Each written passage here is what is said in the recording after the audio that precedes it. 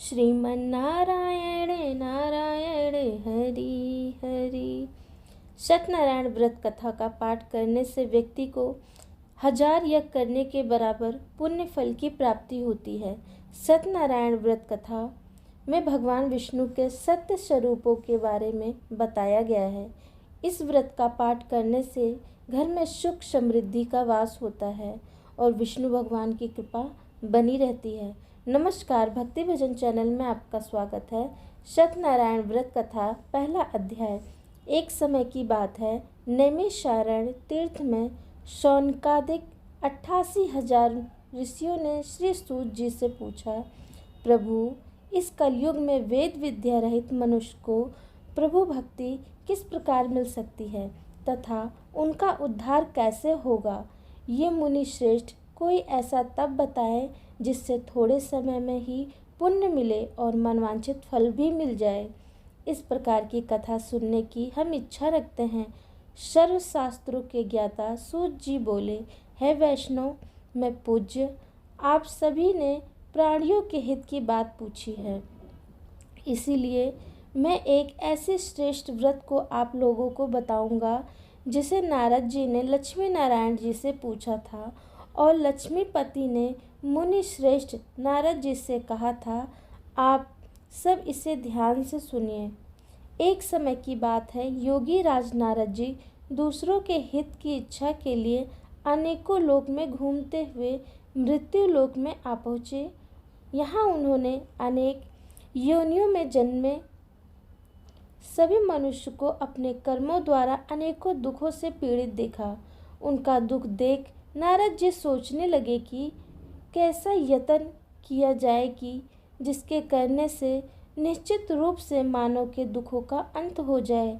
इसी विचार पर मनन करते हुए वह विष्णु लोक गए।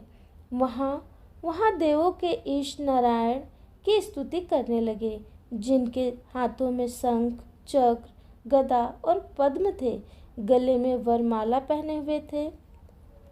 स्तुति करते हुए नारद जी बोले, हे भगवान, आप अत्यंत शक्ति से संपन्न हैं। मन तथा वाणी में आपको नहीं पा सकते। आपका आदि, मध्य तथा अंत नहीं है। निर्गुण स्वरूप सृष्टि के कारण भक्तों के दुखों को दूर करने वाले हैं। आपको मेरा नमस्कार है। नारद जी की स्तुति सुन विष्णु भगवान बोले, हे मुनि श्रेष्ठ, आपके मन में क्या बात है? आप किस काम के लिए पधारे हैं, उसे निसंकोच कहो। इस पर नारद मुनि बोले कि मृत्यु लोक में अनेक योनियों में जन्मे मनुष्य अपने कर्मों के द्वारा अनेकों दुख से दुखी हो रहे हैं। हे नाथ, आप मुझ पर दया कर रखते हैं तो बताइए कि मनुष्य थोड़े प्रयास से ही अपने दुखों से कैसे छुटकारा पा सकता है। श्री हरि बोले, हे नारद, मनुष्य की भलाई के लिए तुमने बहुत अच्छी बात पूछी है। जिसके करने से मनुष्य मोह से छूट जाता है वह बताता हूँ मैं, उसे सुनो। स्वर्ग लोक व मृत्यु लोक दोनों में एक दुर्लभ उत्तम व्रत है जो पुण्य देने वाला है। आज प्रेम वश होकर मैं उसे तुमसे कहता हूँ। श्री सत्यनारायण भगवान का यह व्रत अच्छी तरह विधान पूर्वक करके मनुष्य तुरंत ही यह सुख भोग कर मरने पर मोक्ष पाता है। श्री हरि के वचन सुन नारद जी बोले कि उस व्रत का फल क्या है और उसका विधान क्या है? यह व्रत किसने किया था? इस व्रत को किस दिन करना चाहिए? सभी कुछ विस्तार पूर्वक बताएं। नारद जी की बात सुनकर श्री हरि बोले, दुख व शोक को दूर करने वाला, यह सभी स्थानों पर विजय दिलाने वाला है। मानव को भक्ति व श्रद्धा के साथ शाम को श्री सत्यनारायण की पूजा धर्मपरायण होकर ब्राह्मणों व बंधुओं के साथ करनी चाहिए। भक्ति भाव से ही निवेद, केले का फल, घी, दूध और गेहूं का आटा सवाया ले। गेहूं के स्थान पर साठी का आटा, शक्कर तथा गुड़ लेकर वह सभी भक्षण योग पदार्थों को मिलाकर भगवान का भोग लगाएं। ब्राह्मणों सहित बंधु बांधवों को भी भोजन कराएं। उसके बाद स्वयं भोजन करें। भजन कीर्तन के साथ भगवान की भक्ति में लीन हो जाएं। इस तरह से सत्यनारायण भगवान का यह व्रत करने पर मनुष्य की सारी इच्छाएं निश्चित रूप से पूरी होती हैं। इस कलिकाल अर्थात कलयुग में मृत्युलोक में मोक्ष का यही एक सरल उपाय बताया गया है। श्री सत्यनारायण व्रत कथा का पहला अध्याय संपूर्ण। बोलिए श्री सत्यनारायण भगवान की जय। सत्यनारायण भगवान व्रत कथा का दूसरा अध्याय। सूत जी बोले, हे ऋषियों, जिसने पहले समय में इस व्रत को किया था उसका इतिहास कहता हूँ, ध्यान से सुनो। सुंदरपुरी नगरी में एक अत्यंत निर्धन ब्राह्मण रहता था। भूखा प्यास से परेशान वह धरती पर घूमता रहता था। ब्राह्मणों से प्रेम करने वाले भगवान ने एक दिन ब्राह्मण का वेश धारण कर उसके पास जाकर पूछा, हे विप्र, नित्य दुखी होकर तुम पृथ्वी पर क्यों घूमते हो? दीन ब्राह्मण बोला, मैं निर्धन ब्राह्मण हूँ, भिक्षा के लिए धरती पर घूमता हूँ। हे भगवान, यदि आप इसका कोई उपाय जानते हो तो बताएं। वृद्ध ब्राह्मण कहता है कि सत्यनारायण भगवान मनोवांछित फल देने वाले हैं, इसीलिए तुम उनका पूजन करो। इसे करने से मनुष्य सभी दुखों से मुक्त होता है। वृद्ध ब्राह्मण बनकर आए सत्यनारायण भगवान उस निर्धन ब्राह्मण को व्रत का सारा विधान बताकर अंतर ध्यान हो गए। ब्राह्मण मन ही मन सोचने लगा कि जिस व्रत को वृद्ध ब्राह्मण करने को कह गए हैं, मैं उसे जरूर करूँगा। यह निश्चय करने के बाद उसे रात में नींद नहीं आई। वह सवेरे उठकर सत्यनारायण भगवान के व्रत का निश्चय कर भिक्षा के लिए निकल पड़ा। उस दिन निर्धन ब्राह्मण को भिक्षा में बहुत धन मिला, जिससे उसने बंधु बांधवों के साथ मिलकर श्री सत्यनारायण भगवान का व्रत संपन्न किया। भगवान सत्यनारायण का व्रत संपन्न करने के बाद वह निर्धन ब्राह्मण सभी दुखों से छूट गया और अनेक प्रकार की संपत्तियों से युक्त हो गया। उसी समय से यह ब्राह्मण हर माह इस व्रत को करने लगा। इस तरह से सत्यनारायण भगवान के व्रत को जो मनुष्य करेगा वह सभी प्रकार के पापों से छूटकर मोक्ष को प्राप्त होगा। जो मनुष्य इस व्रत को करेगा वह सभी दुखों से मुक्त हो जाएगा। सूत जी बोले कि इस तरह से नारद जी से नारायण जी का कहा हुआ श्री सत्यनारायण व्रत को मैंने तुमसे कहा है। हे विप्रो, मैं अब और क्या कहूँ? ऋषि बोले, हे मुनिवर, संसार में उस विप्र से सुनकर और किस किस ने इस व्रत को किया, हम सब इस बात को सुनना चाहते हैं। इसके लिए हमारे मन में श्रद्धा का भाव है। सूत जी बोले, हे मुनियों, जिसने इस व्रत को किया है वे सब सुनो। एक समय वही विप्र धन व ऐश्वर्य के अनुसार अपने बंधु बांधवों के साथ इस व्रत को करने को तैयार हुआ।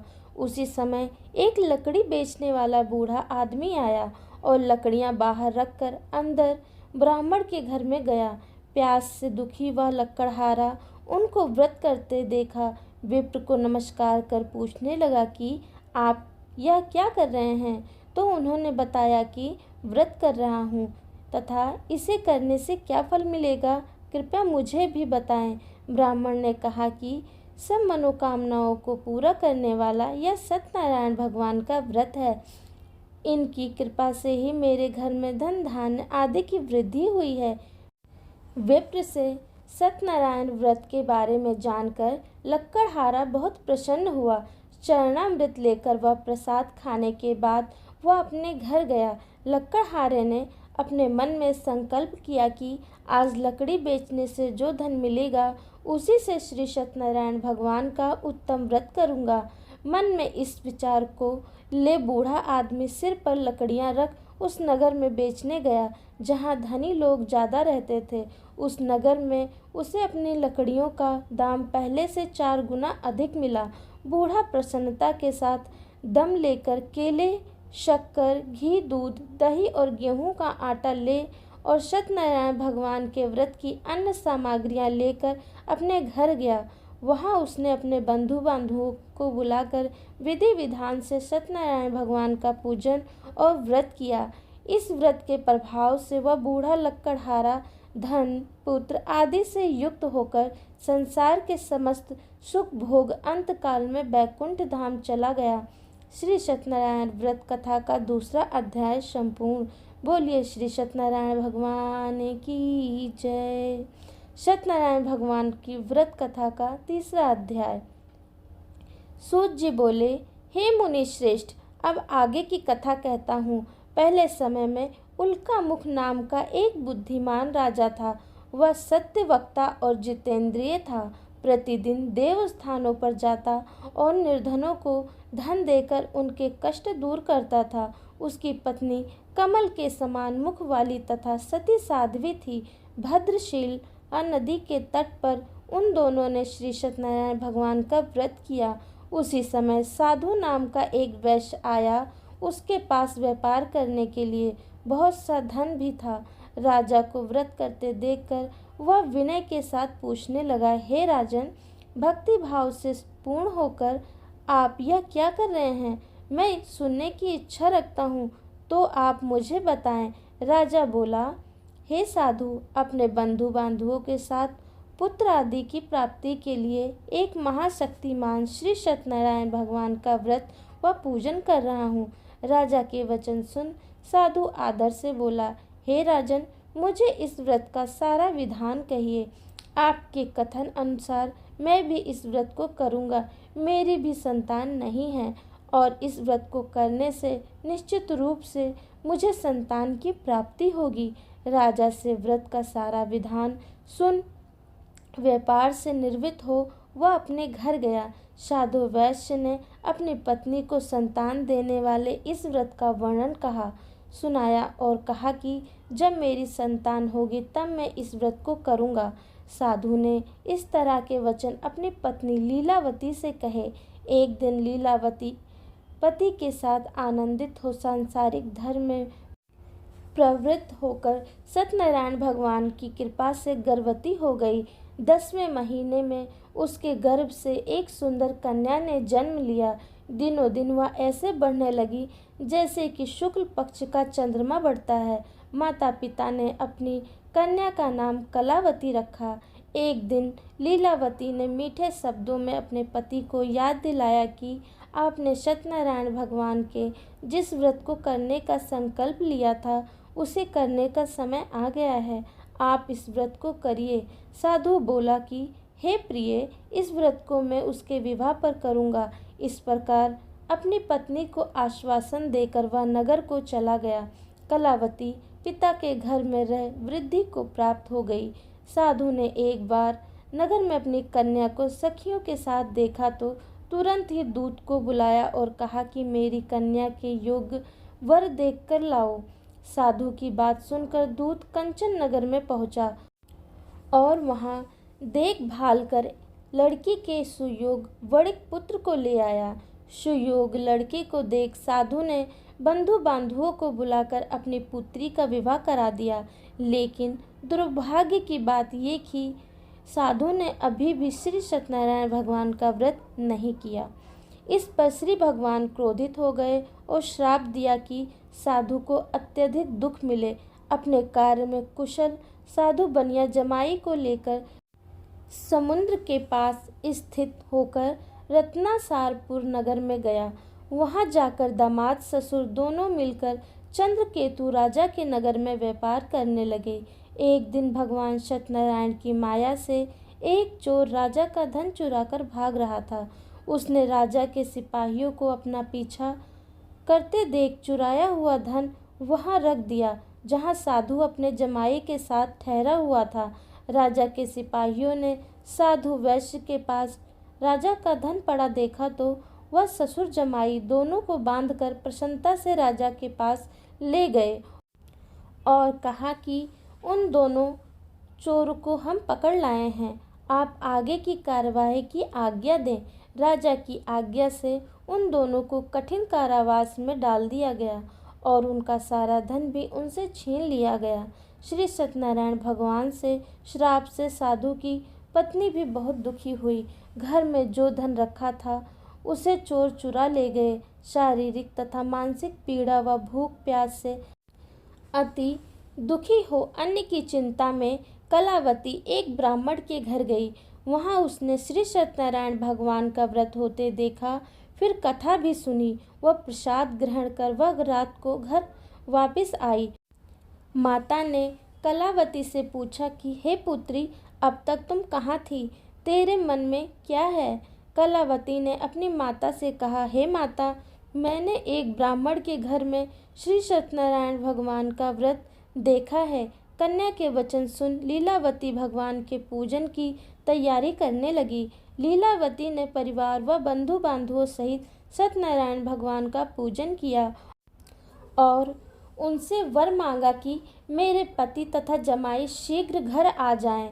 साथ ही यह भी प्रार्थना की, हम सबका अपराध क्षमा करें। श्री सत्यनारायण भगवान इस व्रत से संतुष्ट हो गए और राजा चंद्रकेतु को सपने में दर्शन दे कहा कि हे राजन, तुम उन दोनों वेश्याओं को छोड़ दो और तुमने उनका जो धन लिया है उसे वापस कर दो। अगर ऐसा नहीं किया तो मैं तुम्हारा धन, राज्य व संतान सभी को नष्ट कर दूंगा। राजा को यह सब कहकर वह अंतर ध्यान हो गए। प्रातःकाल सभा में राजा ने अपना सपना सुनाया। फिर बोले कि वणिक, पुत्रों को कैद से मुक्त कर सभा में लाओ। दोनों ने आते ही राजा को प्रणाम किया। राजा मीठी वाणी में बोला, हे महानुभाव, भाग्यवश ऐसा कठिन दुख तुम्हें प्राप्त हुआ, लेकिन अब तुम्हें कोई भय नहीं है। ऐसा कह राजा ने उन दोनों को नए वस्त्र भूषण भी पहनाए और जितना धन उनका लिया था उससे दुगना धन वापस कर दिया। दोनों वेश्या अपने घर को चल दिए। श्री सत्यनारायण व्रत का तीसरा अध्याय संपूर्ण हुआ। बोलिए श्री सत्यनारायण भगवान की जय। सत्यनारायण भगवान की व्रत कथा का चौथा अध्याय। सूत जी बोले, वैश्य ने मंगलचार कर अपनी यात्रा आरंभ की और अपने नगर की ओर चल दिए। उनके थोड़ी दूर जाने पर एक दांडी वेशधारी श्री सत्यनारायण ने उनसे पूछा, हे साधु, तेरी नाव में क्या है? अभिवाड़ी संत हंसता हुआ बोला, हे दांडी, आप क्यों पूछते हो? क्या धन लेने की इच्छा है? मेरी नाव में तो बेल व पत्ते भरे हुए हैं। वैश्य के कठोर वचन सुन भगवान बोले, तुम्हारा वचन सत्य हो। दांडी ऐसा वचन कह वहां से दूर चले गए। कुछ दूर जाकर समुद्र के किनारे बैठ गए। दांडी के जाने के बाद साधु वैश्य ने नित्य क्रिया के पश्चात नाव को ऊंची उठते देखकर अचंभा माना और नाव में बेल पत्ते आदि देख वह मूर्छित हो जमीन पर गिर पड़े।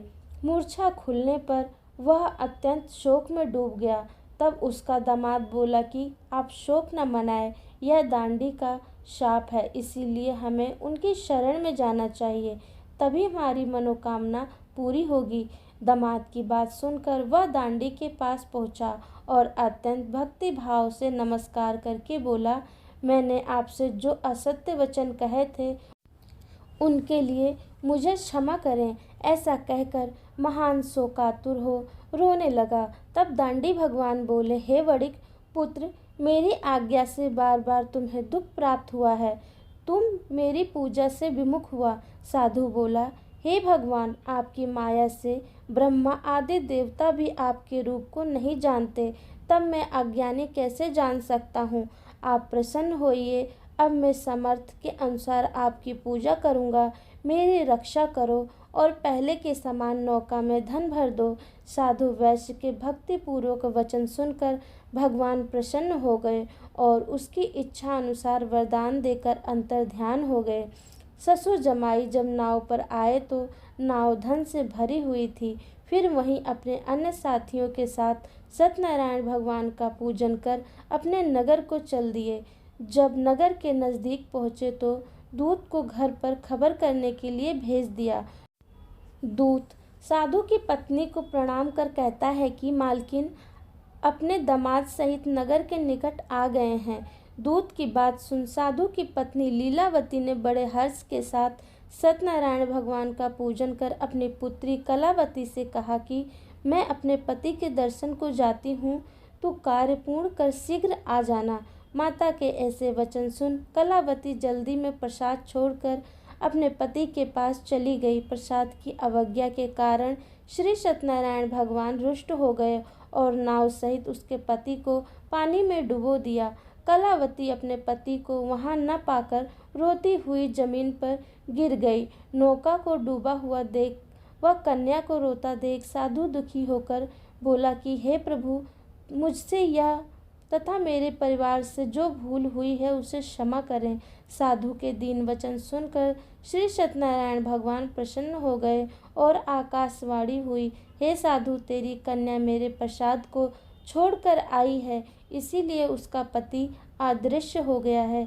यदि वह घर जाकर प्रसाद खाकर लौटती है तो इसे इसका पति अवश्य मिलेगा। ऐसी आकाशवाणी सुन कलावती घर पहुंचकर प्रसाद खाती है और फिर आकर अपने पति के दर्शन करती है। उसके बाद साधु अपने बंधु बांधवों सहित श्री सत्यनारायण भगवान का विधि विधान से पूजन करता है। इस लोक का सुख भोग व अंत में स्वर्ग को जाता है। श्री सत्यनारायण व्रत कथा का चौथा अध्याय संपूर्ण। बोलिए श्री सत्यनारायण भगवान की जय। सत्यनारायण भगवान की व्रत कथा पांचवा अध्याय। सूत जी बोले, हे ऋषियों, मैं और भी एक कथा सुनाता हूँ, उसे भी ध्यान पूर्वक सुनो। प्रजा पालन में लीन तुंगध्वज नाम का एक राजा था। उसने भी भगवान का प्रसाद त्याग कर बहुत ही दुख किया। एक बार वन में जाकर वन्य पशुओं को मारकर बाड़ के पेड़ के नीचे आया। वहाँ उसने ग्वालों को भक्ति भाव से अपने बांधवों सहित सत्यनारायण भगवान का पूजन करते देखा। अभिमानवश राजा ने उन्हें देखकर भी पूजा स्थान में नहीं गए और ना ही उसने भगवान को नमस्कार किया। ग्वालों ने राजा को प्रसाद दिया, लेकिन उसने वह प्रसाद नहीं खाया और प्रसाद वहीं छोड़ अपने नगर को चला गया। जब वह नगर में पहुंचा तो वहां सब कुछ तहस नहस हुआ पाया, तो वह शीघ्र ही समझ गया कि यह सब भगवान ने ही किया है। वह दोबारा ग्वालों के पास पहुंचा और विधि पूर्वक पूजा कर प्रसाद खाया तो श्री सत्यनारायण भगवान की कृपा से सब कुछ पहले जैसा हो गया। दीर्घ काल तक सुख भोगने के बाद मरणोपरांत उसे स्वर्गलोक की प्राप्ति हुई। जो मनुष्य परम दुर्लभ इस व्रत को करेगा तो भगवान सत्यनारायण की अनुकंपा से उसे धन धान्य की प्राप्ति होगी। निर्धन धनी हो जाता है और भय मुक्त हो जीवन जीता है। संतानहीन मनुष्य को संतान सुख मिलता है और सारे मनोरथ पूर्ण होने पर मानव अंतकाल में वैकुंठ धाम को जाता है। सूत जी बोले, जिन्होंने पहले इस व्रत को किया है, अब उनके दूसरे जन्म की कथा कहता हूँ। वृद्ध सतानंद ब्राह्मण ने सुदामा का जन्म लेकर मोक्ष की प्राप्ति की। लक्कड़हारे ने अगले जन्म में निषाद बनकर मोक्ष प्राप्त किया। उल्का मुख नाम का राजा दशरथ होकर बैकुंठ को गए। साधु नाम के वैश्य ने मोर ध्वज बनकर अपने पुत्र को आरे से चीरकर मोक्ष पाया। महाराजा तुंगध्वज ने स्वयंभू होकर भगवान में भक्ति युक्त हो कर्म का कर मोक्ष पाया। श्री सत्यनारायण व्रत कथा का पांचवा अध्याय संपूर्ण। बोलिए श्री सत्यनारायण भगवान की जय। श्री सत्यनारायण भगवान की आरती। जय लक्ष्मी रमणा स्वामी, जय लक्ष्मी रमणा, सत्यनारायण स्वामी जन पातक हरना। जय लक्ष्मी रमणा, रतन जड़ित सिंहासन अद्भुत छवि राजे। नारद करत निरंजन घंटा ध्वनि बाजे। जय लक्ष्मी रमणा, प्रकट भये कलि कारण निज को दरस दियो। बूढ़ो ब्राह्मण बन कर कंचन महल कियो। ओम जय लक्ष्मी रमणा। दुर्बल भील कठोर इन पर कृपा करी। चंद्रचूड़ एक राजा जिनकी विपत्ति हरी। जय लक्ष्मी रमणा, वैश्य मनोरथ पायो श्रद्धा तज दीनी। सो फल भोग्यो प्रभु जी फिर स्तुति कीन्ही। जय लक्ष्मी रमणा। भाव भक्ति के कारण छिन छिन रूप धर्यो। श्रद्धा धारण कीन्ही तिनको काज सर्यो। जय लक्ष्मी रमणा। ग्वाल बाल संग राजा वन में भक्ति करी। मन वांछित फल दीना दीन दयाल हरि। जय लक्ष्मी रमणा। चढ़त प्रसाद सवायो कदली फल मेवा। धूप दीप तुलसी से राजी सत्य देवा। जय लक्ष्मी रमणा। श्री सत्यनारायण जी की आरती जो कोई गावे। कहत शिवानंद स्वामी मन वांछित फल पावे। ओम जय लक्ष्मी रमणा। स्वामी जय लक्ष्मी रमणा। सत्यनारायण स्वामी जन पातक हरणा। ओम जय लक्ष्मी रमणा। चलिए आरती के बाद 1 मिनट भजन कर लेते हैं। सभी लोग बोलेंगे श्रीमन नारायण नारायण हरि हरि। श्रीमन नारायण नारायण हरि हरि। भजमन नारायण नारायण हरि हरि। श्रीमन नारायण नारायण हरि हरि। श्रीमन नारायण नारायण हरि हरि। भजमन नारायण नारायण हरि हरि। कथा आरती भजन अच्छा लगा हो तो प्लीज़ एक लाइक ज़रूर करें। धन्यवाद।